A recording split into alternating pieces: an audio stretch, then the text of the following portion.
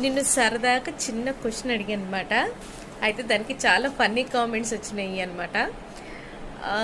ఒకటేమో సంసారం అని, ఇంకోటి ఏంటంటే ఏ టఫ్కి వచ్చినా అడగచ్చు కదా అని.